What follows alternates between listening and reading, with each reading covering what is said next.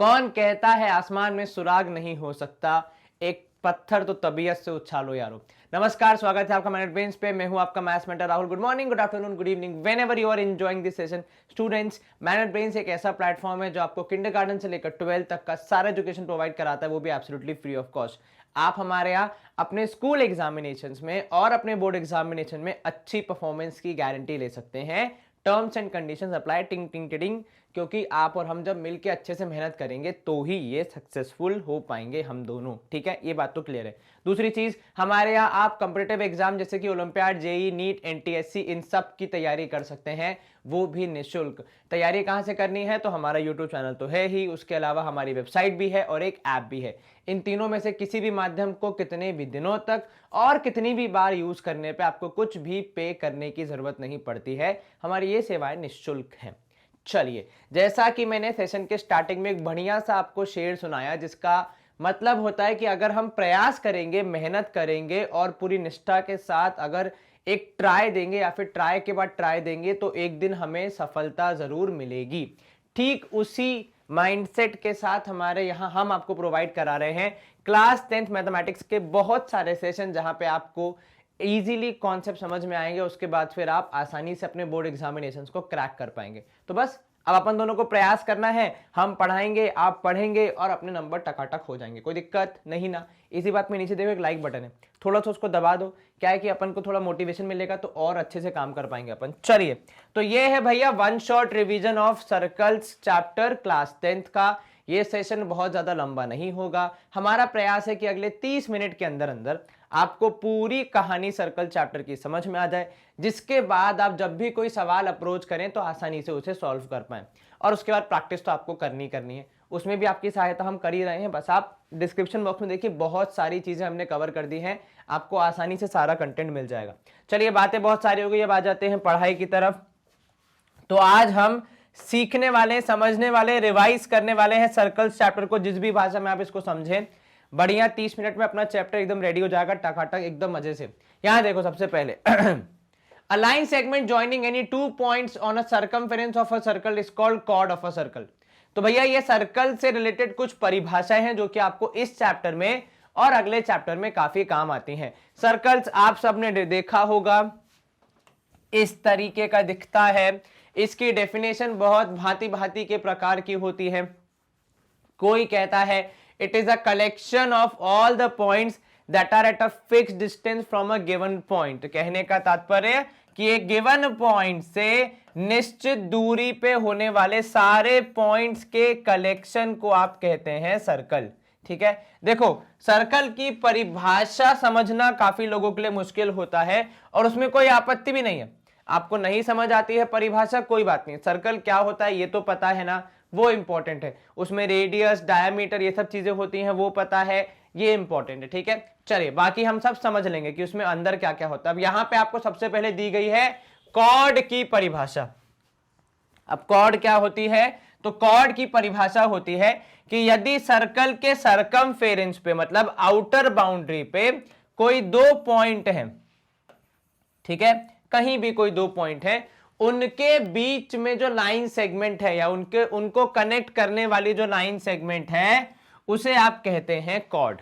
ठीक है, सर्कल के बीच से पास होती हुई, नॉट एग्जैक्टली मिडिल से या सेंटर से, बट सर्कल के अंदर से पास होती हुई एक ऐसी लाइन सेगमेंट जो कि उसके सर्कमफेरेंस पे बैठे हुए दो पॉइंट्स को ज्वाइन करती है, कुछ इस प्रकार। ऐसे भी हो सकती है, ऐसे भी हो सकती है, और यूं देखा जाए तो अपनी जो डायमीटर होती है वो भी एक तरीके से कॉर्ड ही होती है। ठीक है, रेडियस का सिस्टम अलग होता है क्योंकि वो सेंटर से सर्कमफेरेंस तक आती है, लेकिन ये सर्कमफेरेंस के एक पॉइंट से दूसरे पॉइंट तक जाती है। तो बहुत बड़ी बड़ी हो गई, छोटी, इतनी छोटी भी कॉर्ड हो सकती है, बिल्कुल हो सकता है, पॉसिबल है सब कुछ यहाँ पे। ठीक है, ये आपको क्लियर हो गया जी। चलिए, तो हमने कॉर्ड का कॉन्सेप्ट थोड़ा सा रिवाइज कर लिया, जो दो पॉइंट की बात चल रही थी उन्हें भी हमने देख लिया, हमारा सर्कल भी गायब हो जाता। अब आ गया, चलो वापस स्थिति पे आ गए हम। A continuous piece of a circle is called an arc. एक सर्कल का कंटिन्यूअस हिस्सा, देखो अब जब आप सर्कल के हिस्से करोगे तो कुछ इस प्रकार कर सकते हो, कीपिंग श्योर दैट कि सेंटर भी हो और सर्कमफेरेंस भी हो, सब कुछ हो। तो इस तरीके का सर्कल का हिस्सा is called N arc. There are two pieces, one larger and the other smaller. Obviously एक पीस आपको बड़ा दिख रहा है, दूसरा पीस आपको छोटा दिख रहा है, ठीक है. The larger one is called major arc and the smaller one is called minor arc. अब देखो यहां पे जब मैंने सर्कल को कट किया तो एक हिस्सा इधर रह गया, ये वाला, ठीक है, इसको आप बोलते हैं माइनर आर्क. सर्कल के सरकमफेरेंस का एक हिस्सा जिसको हम कहते हैं माइनर आर्क, छोटा है तो, और जो बड़ा वाला है उससे आप कहेंगे मेजर आर्क. क्या ये क्लियर है? कहीं कोई आपत्ति, कोई दिक्कत? बिल्कुल नहीं सर, आसानी से हो गया. चलिए ये आपको समझ में आ गया, ठीक है, वेरी गुड टू गो. अब यहां देखिए, a diameter of a circle divides it into two equal part. जब आप डायमीटर बनाते हैं तो वो सर्कल के दो बराबर हिस्से कर देता है, ठीक है, which are two equal arc. अब देखो जो दो बराबर हिस्से होंगे, इंटरनल तो हो गए बराबर हिस्से, लेकिन जब आप सरकमफेरेंस की बात करेंगे उसके भी दो हिस्से हो ही जाएंगे, है कि नहीं. ऐसे अगर मैं आपको ड्रॉ करके बताऊं, ठीक है, तो ये बनाई आपने डायमीटर, तो इस तरफ वाला हिस्सा एक आर्क अगर मैं केवल सरकमफेरेंस की बात करूं, और इस तरफ वाला हिस्सा दूसरी आर्क, ठीक है, ये दोनों आर्क बराबर होंगी, और each of these arc is called a semi circle. अब सेमी सर्कल शब्द आप जीवन में पहली बार तो नहीं सुन रहे हो, है ना. क्या होता है सेमी सर्कल? भैया आधा सर्कल. तो वो क्लियर है हमें कि कैसे होगा, ठीक है. तो जब दो बराबर हिस्से हो जाते हैं सरकमफेरेंस के, तब हमें दो सेमी सर्कल मिलते हैं. जरूरी नहीं इसी एंगल पे मिले, इधर से भी मिल सकते हैं, उधर से भी, कहीं से भी, बस दो बराबर हिस्से होने चाहिए, ठीक है. चलो अब इसके बाद देख लो, the length of the complete circle is called its circumference. ये हम सबको पता है कि जब आप आउटर बाउंड्री की कुल लंबाई निकालते हैं सर्कल की, जिसे हम कहते हैं आउटर, जो पूरा गोला है अपना, उसको आप कहते हैं circumference of the circle. The region between chord and either of its arc is called a segment. अच्छा, बहुत लोग सेक्टर और सेगमेंट में कंफ्यूज होते हैं, ठीक है, तो ध्यान रखना कि भैया सेक्टर क्या होता है और सेगमेंट क्या होता है. ये देखो, ये रहा सर्कल, ठीक है, जो कि बिल्कुल एकदम सही तो लग नहीं रहा है, पर ठीक है, काम चल जाएगा अपना. ये रहा सेंटर, ठीक है. अब सुनो, जब मैं सर्कल में इस तरीके से विभाजन करता हूं कि मुझे आर्क मिले, केवल आर्क मिले, तो इसको कहा जाता है सेक्टर, ठीक है. याद करने का एक तरीका है, देखो जब आप सेक्टर में ओ लिखते हैं, काफी लोग ऐसे लिखते हैं, है ना, क्योंकि सेक्टर में ऐसे थीटा जैसा आ रहा है, जिसको हम एंगल भी कहते हैं.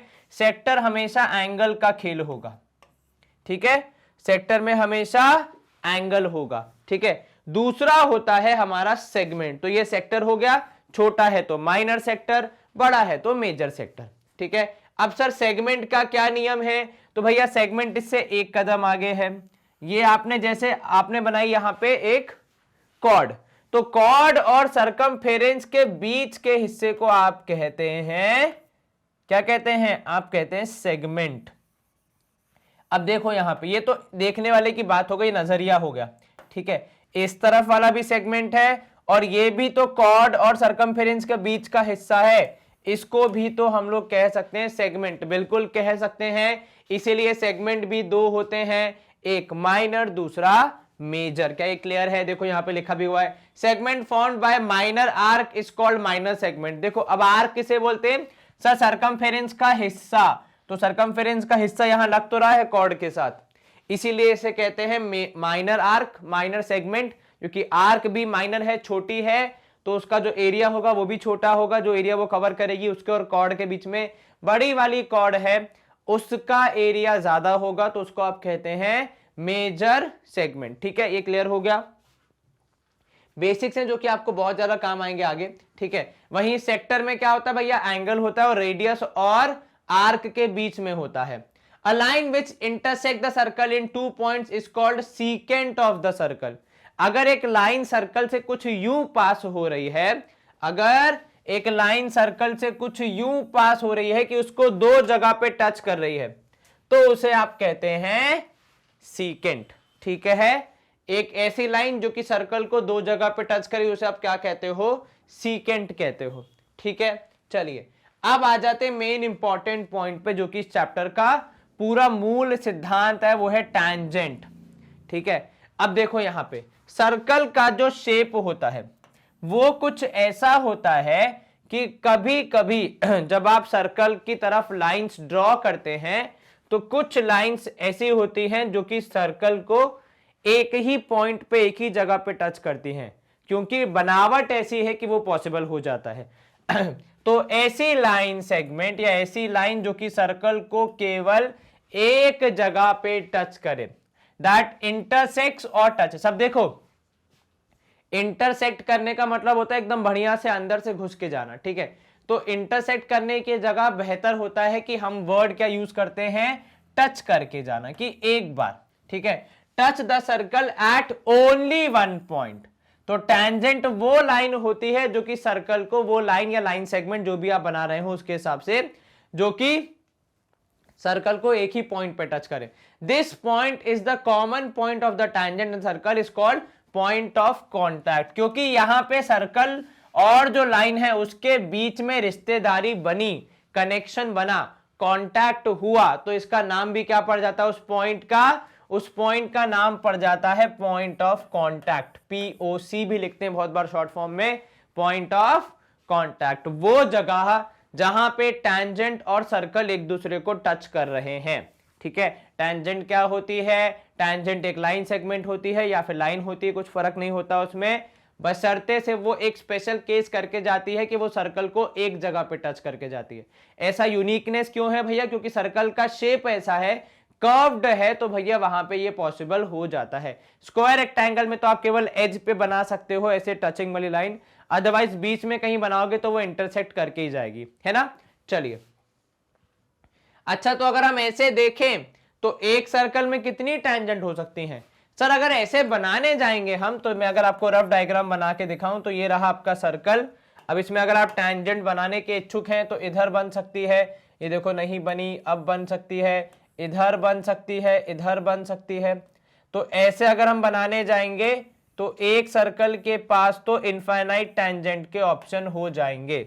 तो आप क्या कहोगे, how many tangent does a circle have? अगर आपके पास एमसीक्यू में आ जाए तो एक सर्कल की इनफाइनाइट टेंजेंट हो सकती है। अब आ जाते हैं कुछ इंपॉर्टेंट थ्योरम पे जो कि हमारे सिलेबस में है और हमें काफी काम आती है क्वेश्चन को सॉल्व करने में।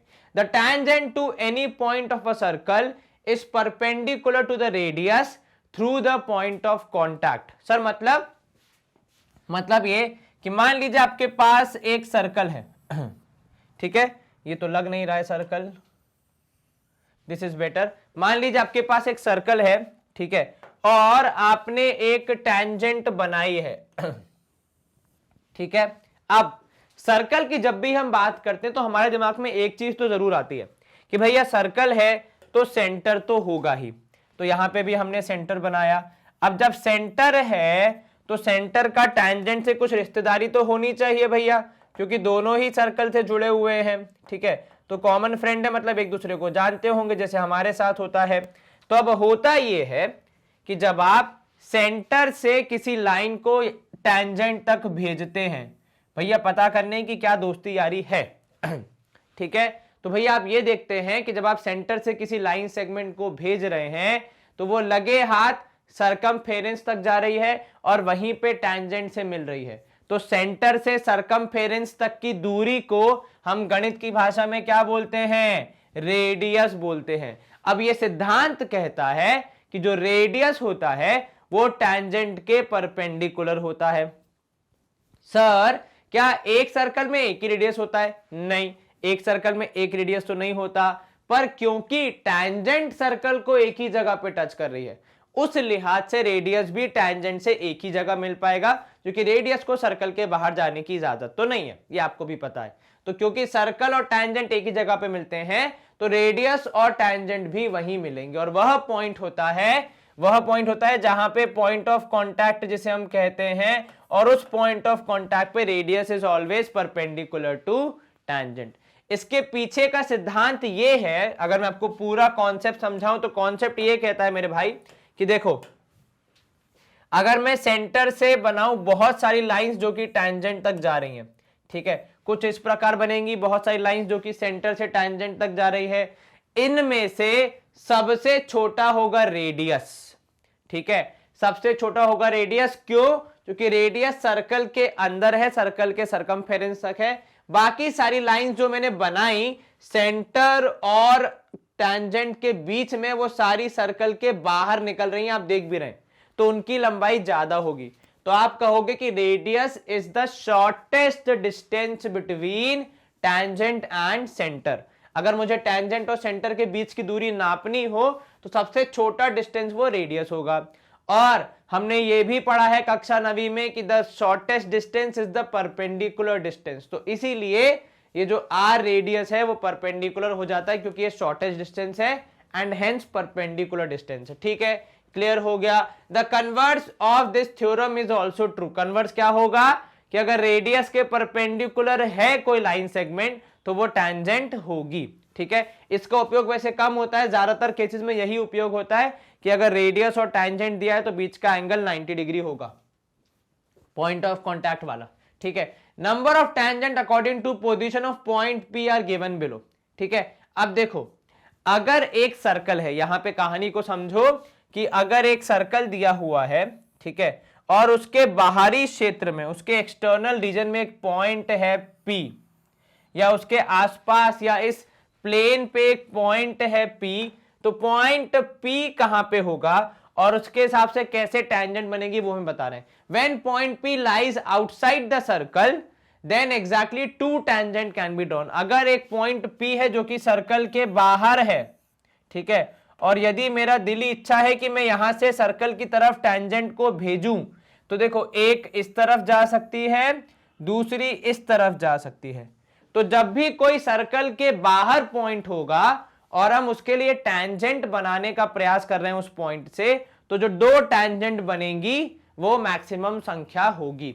ठीक है, when point P lies on the circle then only one tangent can be drawn. अगर पॉइंट P की कहानी कुछ ऐसी है कि वो सर्कल के ऊपर है, तो ऐसी लाइन जो कि P से भी गुजरे और सर्कल के पास से भी गुजरे वो भी इकलौती होगी, तो वो होगी आपकी कुछ इस प्रकार, जिसको हम कहेंगे टैंजेंट ही। तो जब पॉइंट P बाहर था तो दो बन गई, सर्कल के ऊपर आ गया तो एक बनी, सर्कल के अंदर आ जाएगा तो टैंजेंट बन ही नहीं पाई, क्योंकि टैंजेंट की परिभाषा होती है वह लाइन या लाइन सेगमेंट जो कि बाहर से निकले और सर्कल को एक ही जगह पे टच करे।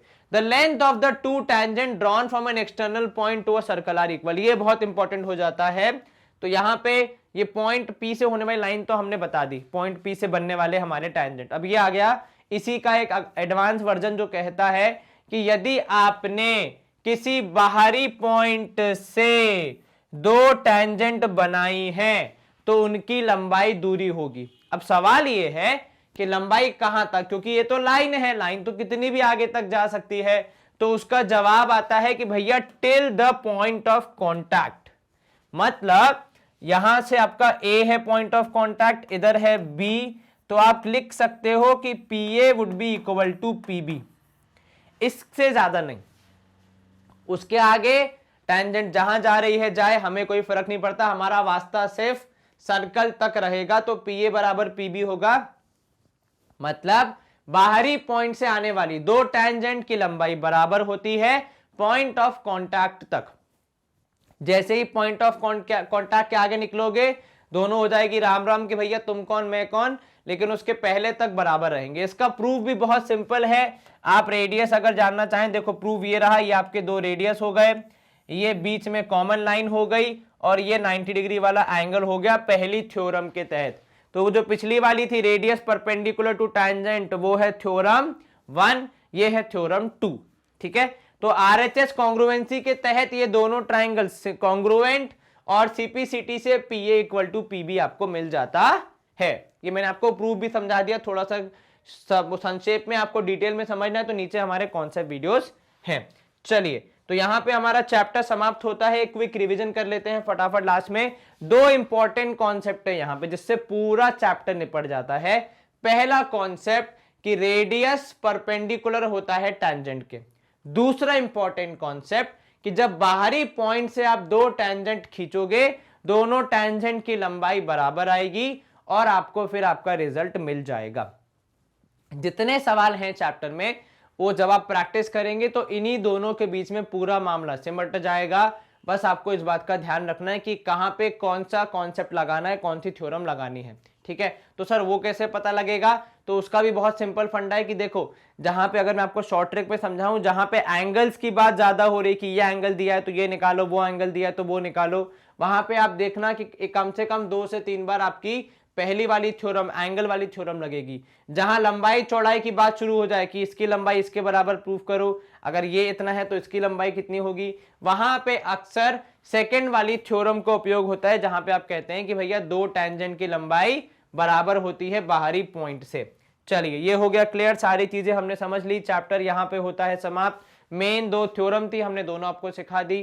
क्वेश्चंस हैं वो आप प्रैक्टिस कर सकते हैं, उसके लिए भी भटकने की जरूरत नहीं है। नीचे डिस्क्रिप्शन बॉक्स में आपको पूरी डिटेल्स मिल जाएंगी कि कहां से कैसे क्वेश्चंस प्रैक्टिस आप कर सकते हैं, किस प्लेलिस्ट में क्या पढ़ाया है, कैसे पढ़ाया है, वो सब आपको मिल जाएगी जानकारी। ऐसे और वीडियोस देखने के लिए हमें यूट्यूब पे फॉलो करें, हमारी वेबसाइट और ऐप को भी यूज करें। इन तीनों में से किसी भी माध्यम को यूज करने के कुछ भी पैसे देने की जरूरत नहीं पड़ती, आपको ये बात बताई गई है और ये एक्चुअली ट्रू भी है। आप हमारी ई बुक्स, बुक्स और नोट्स भी प्रोक्योर कर सकते हैं। इन तीनों के लिए भी डिस्क्रिप्शन बॉक्स में लिंक दिया हुआ है, वहां पे क्लिक करके आप अपनी रिक्वायरमेंट हम तक पहुंचा सकते हैं और हमारी टीम आपको ये सारी चीजें उपलब्ध कराएगी। हमें आप सोशल मीडिया पे फॉलो कर सकते हैं, जहां पे आपको बहुत सारा फन नन कंटेंट देखने को मिलता है। एंड इन तीनों माध्यम पे आप 100% फ्री वॉच कर सकते हैं हमारे सारे वीडियोस फॉर एवर। जब हमने ये सफर शुरू किया था तो हम सिर्फ इंग्लिश मीडियम कवर करते थे, फिर हमने हिंदी मीडियम पढ़ाना शुरू किया, अलग अलग स्टेट्स के बोर्ड कवर करना शुरू किए, और साथ ही साथ बहुत सारे कॉम्पिटिटिव एग्जाम्स की भी आपको तैयारी करवा रहा है मैग्नेट ब्रेन्स। बस आपको क्या करना है, अच्छे से पढ़ाई करनी है, अपना ख्याल रखना है। Stay home, stay safe, take care, bye, good day, see you soon, नमस्ते।